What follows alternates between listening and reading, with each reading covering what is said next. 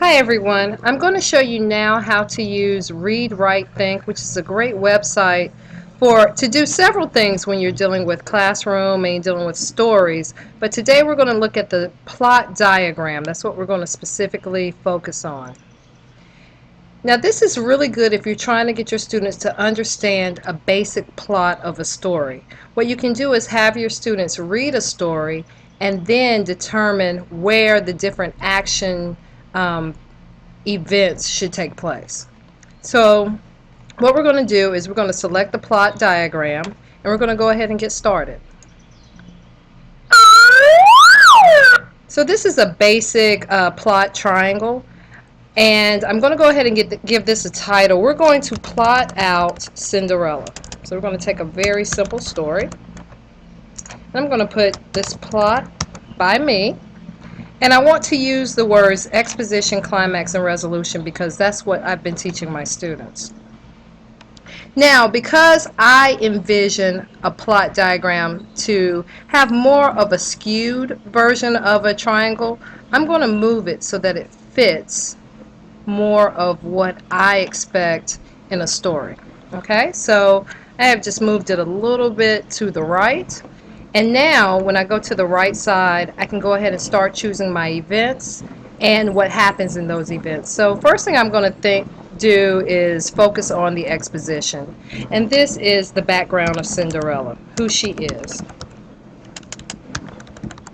So I'm just going to give a brief description of who Cinderella is. Cinderella is the stepdaughter of an evil stepmother and stepsisters. Now if you want to add more to your description, you can. And once I decide what the event is, I'm going to drag it to the place where I think it should be. And so I think that's more of the exposition. It gives us the background of who Cinderella is. Now I'm starting with the rising action. So all the things that occur that build up to the climax I'm going to include. So the first thing that I can think of is the fact that she has to do chores.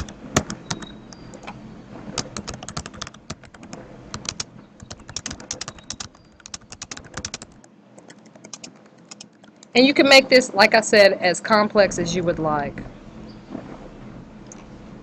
Now I might talk about her fairy godmother. And the fairy godmother actually gives her these different gifts.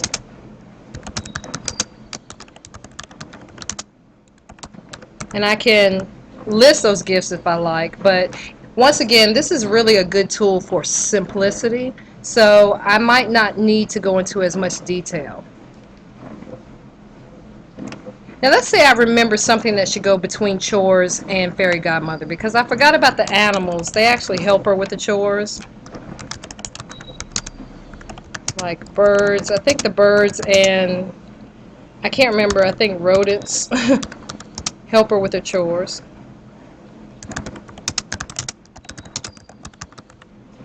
And so I can place this actually between these two.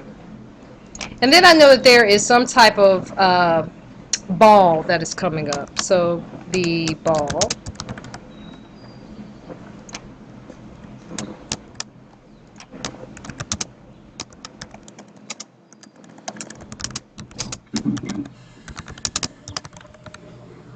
Okay, and so I'll place here.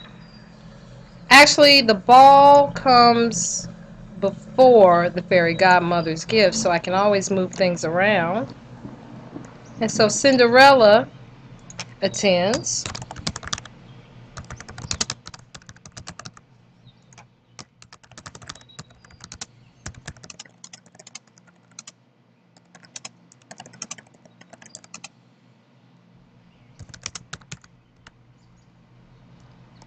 And then we know that Cinderella leaves briefly, but she leaves her slipper.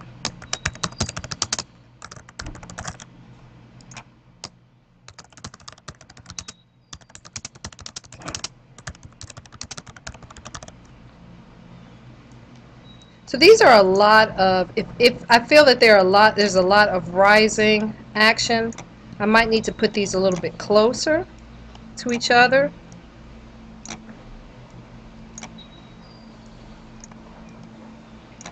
We know the prince looks for. Now where it says event, I would suggest that you make that title very short. The description can be much more involved.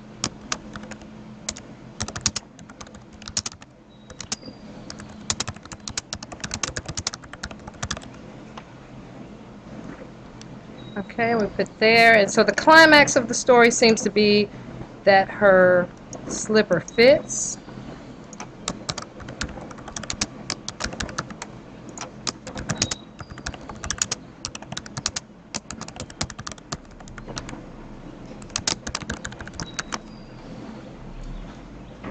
And now the outcome, so that's my climax. So I'm looking now at the following action.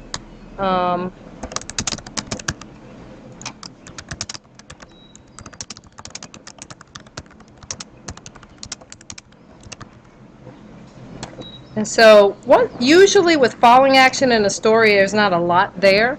So I might only have one thing to put in the following action section. And the resolution,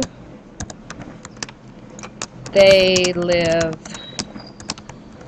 happily ever after. So now I have my basic plot of the story. I want to keep this, and I also want to know all of the descriptions that I put for these events. So what I'm going to do is click print. Print allows me to now create a PDF that gives me my plot diagram as well as all of the descriptions of the events. So I'm going to click print, and I'm going to save it as a PDF. Now if you want to print it out, of course you can do that. And I'm going to go ahead and save this.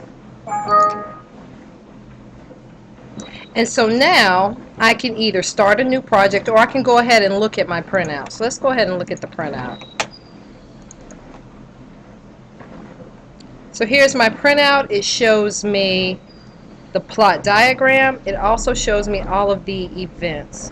This is a good way for students to plot out a story that might be a little bit more complex and they're having difficulty in determining the climax, or it could be one to plot a simple story also.